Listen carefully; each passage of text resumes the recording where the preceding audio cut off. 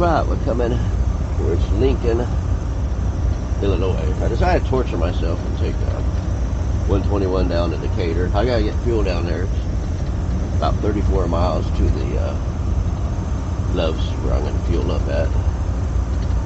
And I will get fuel there. But I did the any-many-miny-mo thing back there in Peoria, and it's like, oh, I'll shoot down 155 down to 121, take that down to 51, over to 50, and then hit 64. Well, it hit 57 first, then 64. 57, 64 kind of merged together. But yeah, I listened to one of my favorite scientists, Robert Sapolsky. He's a neurobiologist out of one of the most liberal colleges in the United States, Berkeley. But he's got an amazing mind. I don't necessarily agree with everything, but right now it's Determined is the book I'm listening to, which he shows that if there is any type of free will, it's very minimal. And starts looking at the social, psychological, all type of aspects, biological aspects of why we don't have as much free will or no free will at all as we think we do. Then he takes a philosophy that those who deviate should not be held responsible for it because it's out of their control. And so that's one of them kind of viewpoints that I'm not sure if I necessarily agree with, because I think people should be held responsible to a certain point, but they do have environmental, biological, and other type of issues that also kind of manipulate them subconsciously and everything else to do what they do. So, but it's an interesting read. I've read it like 3-4 years ago.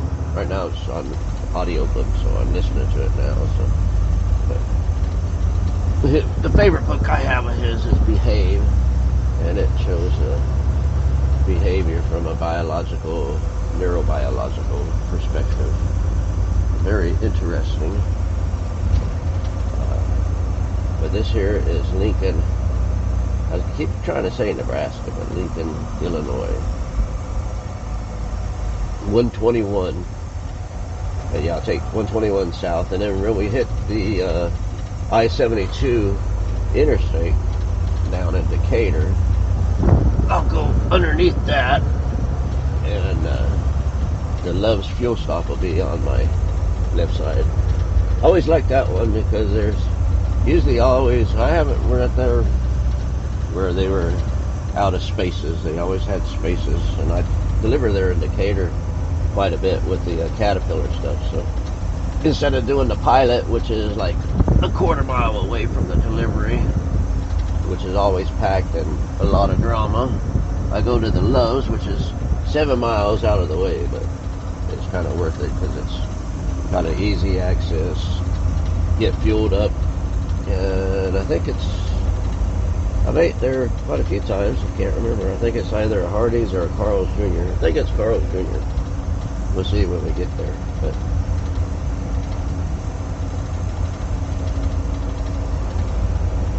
But I usually try to avoid these places with lots of lights and stuff, but I figured, well, I've turned it into a 3-day journey instead of 2-day journey, so I might as well make it worth my money and just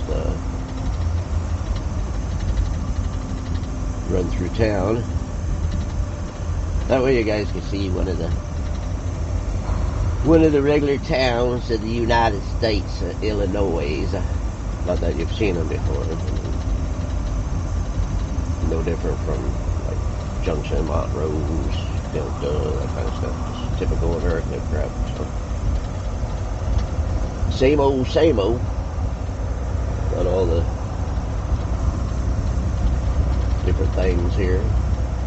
While I'm talking, I gotta pay close attention so I don't like miss my turn. I do that sometimes where I get distracted. Sometimes I'll be on the phone with Tammy and all of a sudden I go past where I needed to turn because I'm so busy talking. Then, I mean, I pay attention, I'm just not paying attention to the sign part of it. So we gotta stay on. Of course, now I'm going a little quick, so I need to slow down since the speed limit's slower now.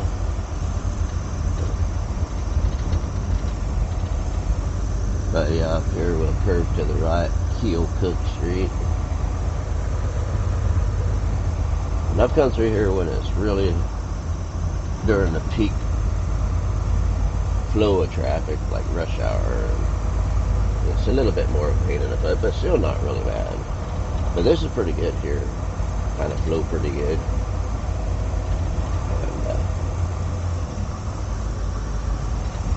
And don't mind it. Don't mind it at all.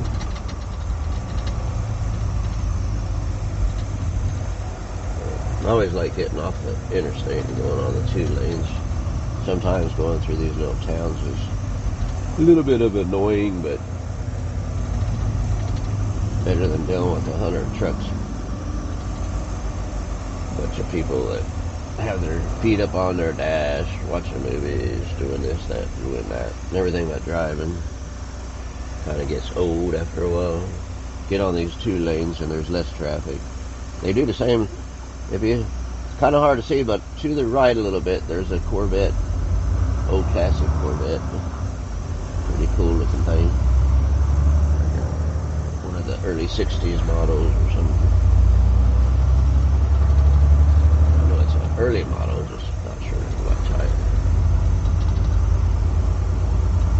I think it's still supposed to be a 4-lane. I don't see any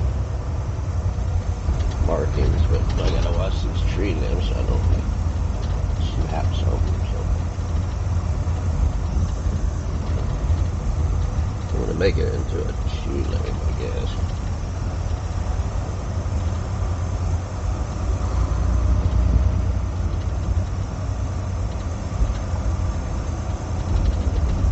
It's supposed to be a 4-lane, but that reminds me of, I had a student one time. I took through the bureaus in New York. This is like Brooklyn, Bronx and stuff. We were on the 287. And I was like, here, let's go up on a surface street for a minute so you can get a little bit of experience on a surface street. And so he got up there and I go, you know, this is a 2 lanes. Oh, no, it's not. I was like, no, it is. It's a 2. Not while I'm driving it, it's not. So he made it into a single lane and had 2 lanes of traffic behind him, all pissed off because he was hogging up both lanes. Because they were like this, they were kind of narrow, and he was all nervous going through there. I think mainly because of the psyche of being in New York City and stuff. Bureaus in New York. But he got through it, and then we got to the Tappan Zee Bridge, and it was under construction, so there's these big concrete pieces that were jutted out, like almost like it was going to hit your window and stuff. And he got across the bridge, got into New Jersey, and I go, see, that wasn't that bad. You did good. He goes, F you. I was like, no, you did good. You passed your test. F you. F you. He goes, I'll never come this way ever again in my whole entire life. And with me, I didn't think it was that bad, and he did good, but he was scared crapless the whole entire time. So it was kind of, I don't know about entertaining, but it was, he didn't see the humor in it. I didn't think it was humorous, I was just kind of testing him. He was doing so good on my truck. I figured, well, I'll give him the good test. I'll test him to the point of running him through some really high challenging spots. So I ran him up through the bureaus in New York.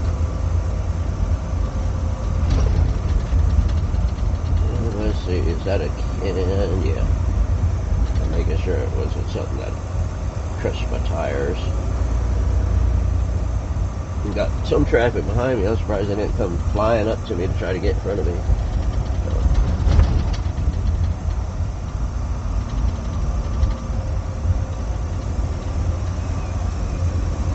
But yeah, we'll get up here, get down here, get some fuel on. Hitting about 1,000 miles on my fuel tank. My fuel gauge quit working a month or two ago, and so I have to run off of the mileage that I have.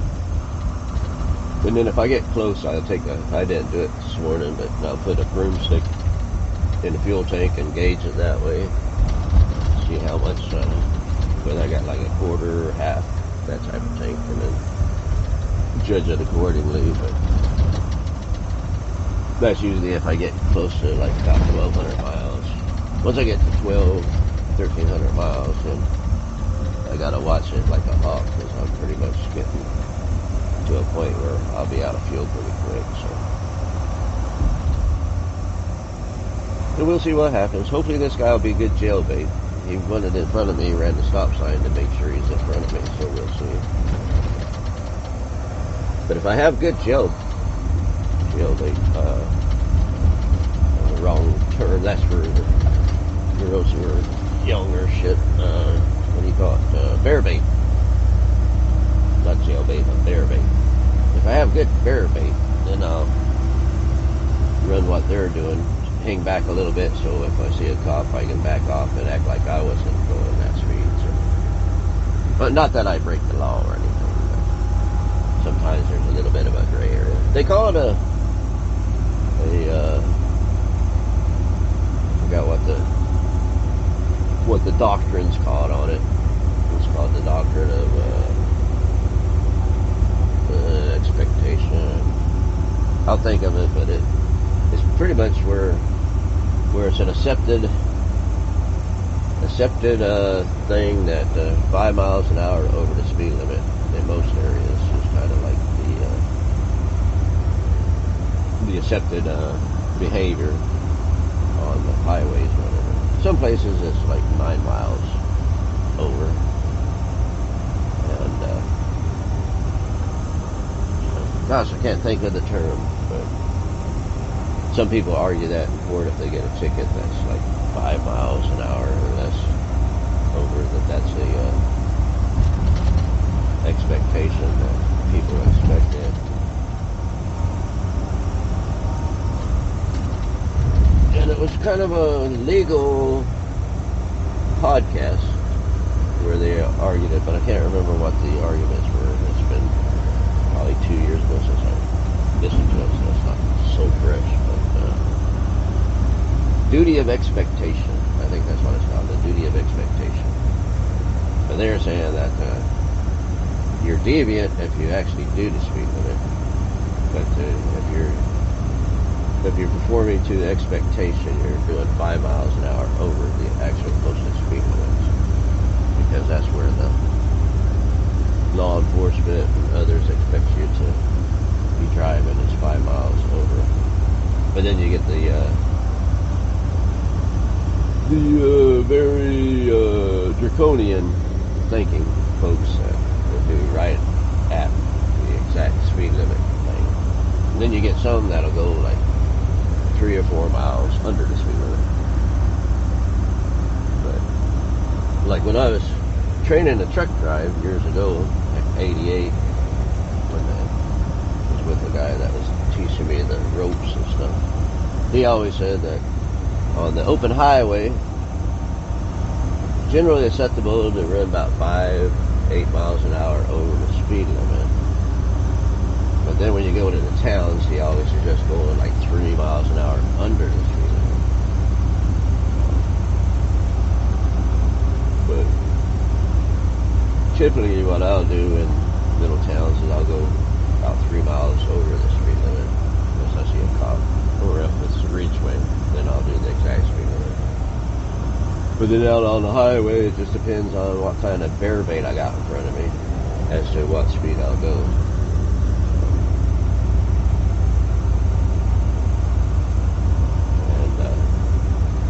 been the amount of pay attention that I want to do too. I don't want to have to deal with the cops and pay attention and stuff. I'll just run at about 3-4 miles an hour over what the speed limit is. But if I'm kind of wanting to be vigilant, looking for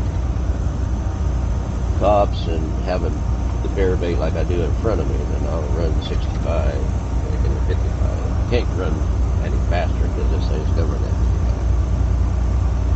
But like when I was Hawks, I had triple digit truck. Speedometer maxed out at 103, but I buried a needle a few times where it would go past 103 quite a ways faster, so I figured it probably had to have been like 110, 150 miles an hour. I did that a few times. I think I did it with my cousin on Idaho on I-84 between where it was Idaho Falls and then Tremonton. I opened it up down there. I opened it up from the stupidest one, dumbest one that I did was I was running and had another one of them big dogs pass me going between Fort Worth and Lubbock. Not Lubbock, Fort Worth and Happiness is, I forgot what it is now, but 287 north. I'll think of it. Amarillo. Fort Worth and Amarillo. He passed me in the middle of the night. I had a load of beer on. The other times I was empty when I opened it up and hit the triple digits. But I was right there about 79,000 pounds hitting triple digits. But he passed me. I was like, oh, no, you don't. So then I passed him, and he passed me, and we were just flying along, having fun, talking on a CB radio. But with that much heat generated from having the beer on, I'm surprised I didn't blow a tire or something. But pretty stupid sometimes, so. But that was first year I was married to Tammy, so I was like 93. Because that's when I had the triple digit truck, when we first got married. And then the other time I was down in Arizona going across I-40, and as when I first got the truck, I went down to the scale, and it's supposed to be where everything transfers to the new truck, but apparently they used to have these Arizona cab card things that look like credit cards, but they're Arizona things, and you have stickers on your truck and that kind of stuff. People stamps, things like that. And I get into the scale house, and he said, no, it doesn't. I have to have a permit to go through the state, and only accept cash there on kind of the Indian reservation. So I'd have to go back to Gallup, and I was clear over by Winslow or somewhere like that, where the scale is anyways. So I got on the highway, and I was passing all that traffic that was going like 75, 80 miles an hour. I was passing it like they were going 45 miles an hour. By the time I stopped, I was like shaking like a leaf or whatever. But I didn't go all the way down. It was more like the state line where I had to try to get cash or whatever. But by the time I got to a certain point, I was just like, what am I thinking, man? I just run through the Indian reservation. So I jumped up north, ran across Indian res roads, because I had to go to Vans trading post, or one of the trading posts there on the reservation, pick up wool going to Brady, Texas. So I just ran the reservation road and didn't bother getting the permit thing. But yeah, I was kind of like shaking because I was flying by them trucks. All I had to do was somebody do a mistake, and I would have been some of the dumbest things that you do sometimes when you're younger. So, but yeah, a few times I opened that song going up triple digits. But all that to say, I was going across Swatch one time between Center and Swatch, and I hit this hill or whatever. I was going like 90 something miles an hour. I popped up this hill and saw the cop ahead of me coming my way, and He clocked me. By the time I was already slowing down, so by the time he clocked me, I was 81 miles an hour and 55. He pulled me over, and he's like, I hate to get hit by one of them things. And I was like, well, then you might want to stay out of my way. Being kind of a smart ass. But he goes, I clocked you 81. I was like, well, I was going faster than that. And I saw you. So I popped it down really quick, hit my Jakes really hard, and got a ticket for one bit.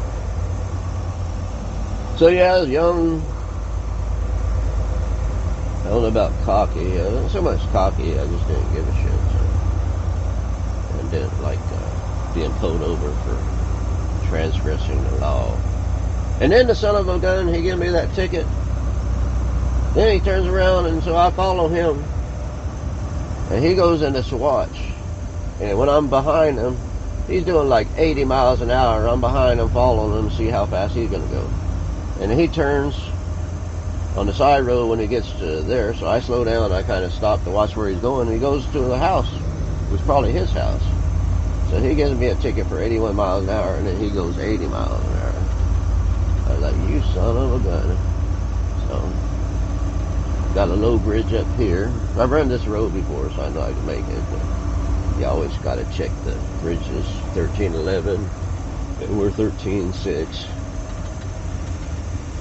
Back in the day when we had doubles, a lot of them be 14.0 and 14.3. A lot of times I'd be running 14.3, so you'd have to watch once you get west of the Mississippi. So east of the Mississippi, excuse me. West of the Mississippi, you're always good at most places, but the high cubes, they called high cubes because they're 14.0 and 14.3. They weren't really allowed in most states east of the Mississippi, so you'd have to find lower heighted doubles when you're going that way. Then they converted all to 53 foot in 94, 95. I was working for Martin Transport. And they were just converting over to 53 footers, and I was just like, man, 53 footers are stupid. Because I sat there up in Tacoma, I watched one guy with the 53 foot trailer circling around to get lined up for his door, and when he circled, when he made the turn, his freaking rear end swung over and hit a truck. And I'm like, man, this is the dumbest shit ever, because you have all that overhang on your trailer and stuff. I was just like, this is never going to work. And here it is, just a couple years after that. That was kind of industry standard. They started phasing out all the double trailers and went to the 53 footers. So, and then back then, cab overs were also kind of the thing, and they were slowly phased out before that period of time, as they started accepting longer and longer lengths of vehicles and stuff. But yeah, I was like, no, I ain't working for a place that's going to do something stupid like that.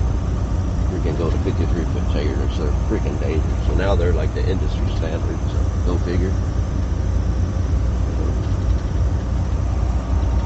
But yeah, but I quit them mainly because Tammy was pregnant with Jordan with a high risk pregnancy. But I was like, I wasn't going to stay with them much longer anyway with the 53 foot shit. So. Then I went to Red Hat. We were running 30 foot trailers and 40. Well, most of them were running them straight trucks and stuff. But I was one of them. I was the semi guy that run with the 30 and the 46 foot box. Might have had a 48. I don't think we had anything longer than the 48. But running the Kenworth. They had a couple Mack cab overs, a Kenworth, and Freightliner.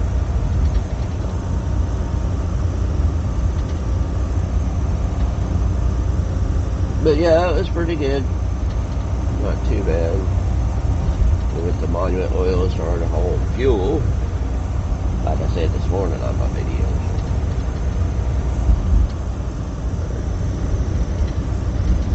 Yepper peppers.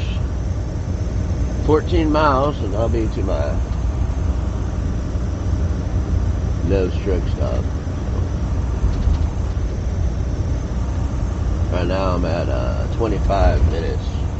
I just do a little bit longer videos sometimes. With some of the guys, they'll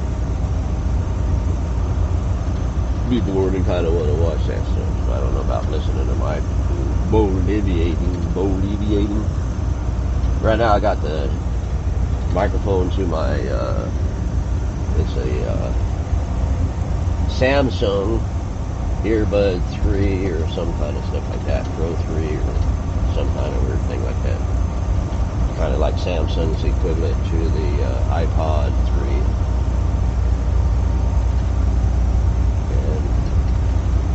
And last couple of times, the one this morning I did, I was on my, it was on my Shocks bone induction thing. But then before that, I tried just having the left earbud in and then the right earbud in. This morning I have both earbuds in, and see how that works. I snored all last night, so my voice is kind of raspy this morning. Thought this coffee would do it. Still drinking a little bit of coffee.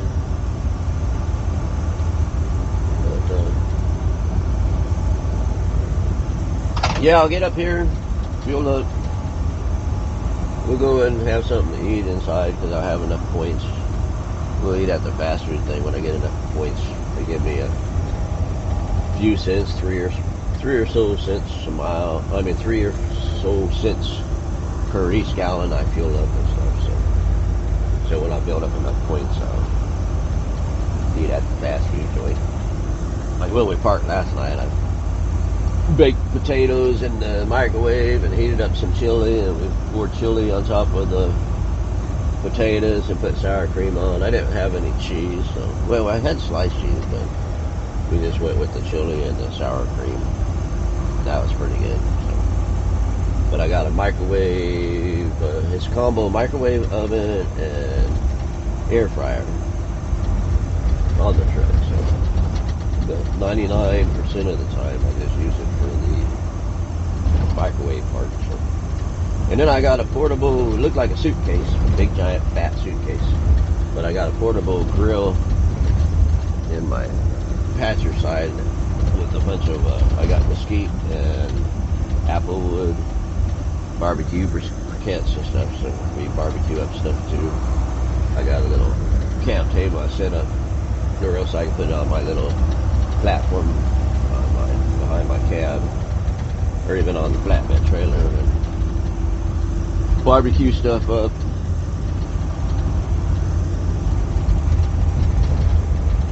So, haven't did it yet since Brody's been on the truck for me, and Dallas fired it up a couple of times. Not too many times. I was planning on doing it all the time, but you know how stuff like that goes. So, have to get some pork ribs, barbecue some of them up. Try to share stuff when I'm cooking up there at the terminal, but some of the guys there, they don't eat pork, so it's happened. And then beef is a lot more expensive than pork, so sometimes I get the beef ribs or the beef things and cook them up. But when I do the pork ribs or the pork stuff, I always tell them, yeah, that's pork. One of the guys, he likes the chicken from Detroit. He's like, or fish, not chicken, fish. In Dallas, he likes getting them fish like the cod and stuff.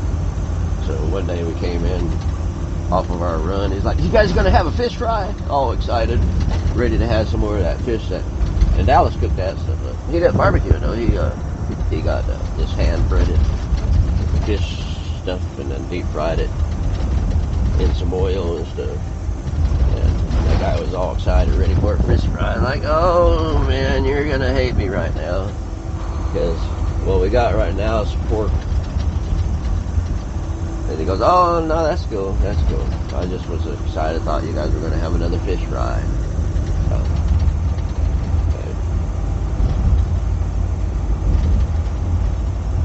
Don't eat much fish except for like Dallas on the thing. But I had stomach cramps from that because I have an allergy to seafood type stuff. So if I eat the shellfish or some of the seafood type stuff, some of the stuff like trout, salmon, stuff like that, I don't. Some of the stuff like the cod and some of the other stuff, it gives me major cramps. Just sometimes bent over cramps. I still eat it. Crabs, that kind of stuff. Shrimp. But I'll get this gut wrenching cramps or whatever. I don't know why. It's just kind of weird. So I grew up. You fished all that stuff out the Chesapeake Bay. I was thinking maybe because of the ketone poisoning, because they had ketone poisoning issues with it, but we still eat it. So I think my body's like, you know what? Screw you. I ain't gonna let you get away with that stuff anymore. So,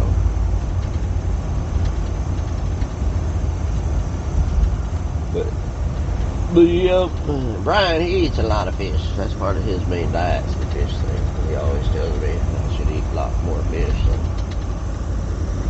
I try to do it, but I'm not much of a fish eater. So I like my beef and my pork, chicken, mainly the fried chicken.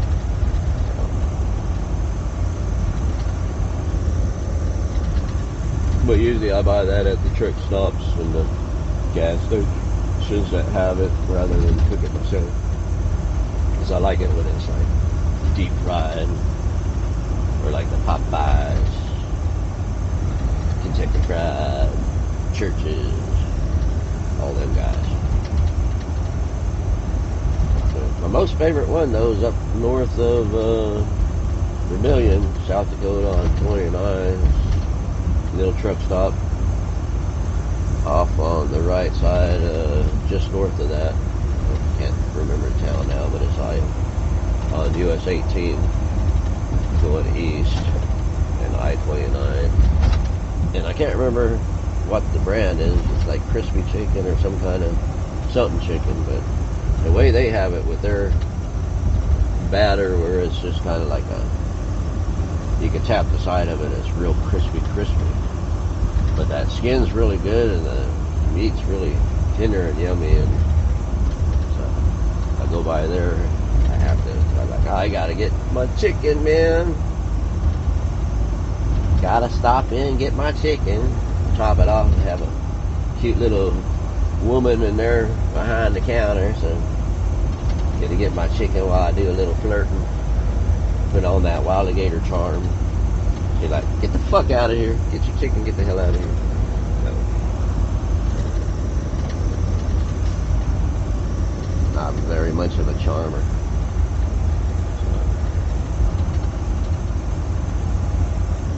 So, coming in on Warrensburg, Illinois. Got 6.2 miles to the Love's truck stop. I'm just going to record till I get to the fuel island, and I'll stop posting. So if you guys are still on with me on this video and haven't stopped it yet, you're hardcore followers, so, or just gluttons for punishment, or one or the other. So I lost my bear bait a long time ago, so I'm doing 58. Was doing 65 because he was doing about 68 or so. Then when we hit the little spot back there, he disappeared on me, and I just dropped it down to 58. I'm not in a hurry to do anything. No reason to be in a hurry out here. The place you go to, they ain't moving anywhere. They're gonna be there the whole time. My appointment things, I don't work on. I already told him if it's one of them that I have to push hard, I don't do it. So I was like, I paid my dues in my early days, so every once in a while I'll have one that I have to push a little bit, but then I get really hateful and pissed off. So I was like, no, I like to relax nowadays and just be able to just do my thing. Which back then my thing was just slam hard, push hard. And that's like my good old friend Toffenmeyer, been a friend since middle school. He's like, I don't know how you can do it, man. when I take the kids like swimming or we go sightseeing or we do this or that. He goes, I gotta have my foot buried in that freaking throttle, just hammer down, hammer down, hammer down. And that's how I was for years. I was just like, if I wasn't hammered down, I wasn't pushing it hard, I'd be pissed off at the world and stuff. So, but now it's just like, 60 years old, it's time to start chilling out a little bit. Don't get me wrong though, I get kind of a little bit where I get kind of frustrated when somebody gets in my damn way.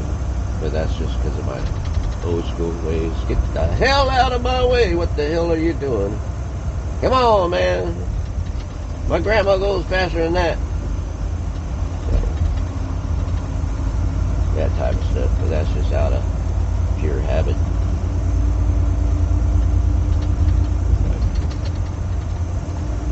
Decatur, 9 miles, baby. But I do like this highway. No different than the other one I run on. It's just 2-lane going through farm country, which is my ideal. That's what I like to do. I just like running the back roads. Less traffic until you get into the little towns and stuff, but don't have all the truck traffic and stuff. So you don't have to worry about them either, like on the phone going 60 miles an hour, and so you jump out to pass them, get almost around them, and then they're like, I'm going to speed up. And then they're in a 65 mile per hour truck, and I'm almost past them in a 65 mile per hour truck, and then all of a sudden they speed up, so I'm no longer passing, and then I'm in a situation where I got to back out of it, get behind them, or just stay out there and hope he'll back off. But meantime, people were out there cussing me out for being in the passing lane doing that. But when I started passing him, he was doing like 60 miles an hour because my dash was telling me that. Because if they're doing 63, 64, 65, I won't pass them. I'll just back down and just stay that way the rest of the day. But if they're doing about 60, 61, 62, I know I can get around them pretty decent. And I wait where the traffic's not so bad. And then I'll jump out there fast, but then all of a sudden they like speed up. So I don't know. It's kind of annoying sometimes with that kind of stuff. So not supposed to let it get to you. So I try not to, but every once in a while it kind of gets to me. It just gets under my skin. So, especially if I got, by the time I get around them where I had plenty of time where I didn't have to hold up traffic, and then all of a sudden I start getting traffic lined up because the asshole decided to speed up. And then it really kind of irks my nerves, because I mean that's just unnecessary rudeness on their part, because they're just doing 60, and then all of a sudden because I'm passing them they decide they want to go back up to their governed speed. And even not governed speed, they'll just go up to the speed limit 65 and just stay there when they could do like 70, kind of pull away from me and I can pull back over. So when you see the videos or you see the trucks that's going a little bit slower holding you up, sometimes that guy in that left lane that's passing, it wasn't his fault, because a couple minutes before you got there he saw the guy doing only 60, he jumped out there to do the 65 around him type thing, and then the guy speeds up on him while he's passing him. All of a sudden, the one that gets the heat from everybody is the one that was doing the passing, which at the meantime, he was passing at a pretty good clip. Highly agitating, but that's typical out here, though. Typical. But up where that tanker is pulling out, that's where, actually that's the interstate. Just past there where he's pulling in now, that's where I'll be pulling in the load strip stop. So, get fuel there. Let's see how much it is here. $3.84 a gallon. Unleaded is $3.29. Looks like there's quite a few open islands, so I don't have to sit there and wait to get to the fuel island.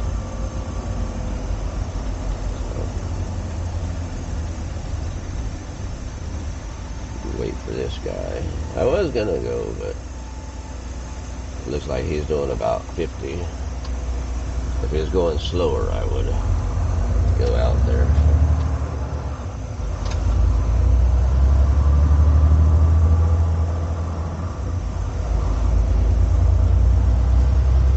But yeah, it looks like they put barriers out front there. Trucks are always parked right there. But they put barriers out trying to keep the trucks from parking there now. So sometimes I park there. But you can see there's plenty of parking out here. But even at night, you usually can find at least 3 or 4. So I haven't never had issues with it. I forgot to look to see what their fast food joint inside is. So. But yeah, I'll be getting out, fueling up. So, you guys have a good day. I'm going to say boogity boogity and out of here.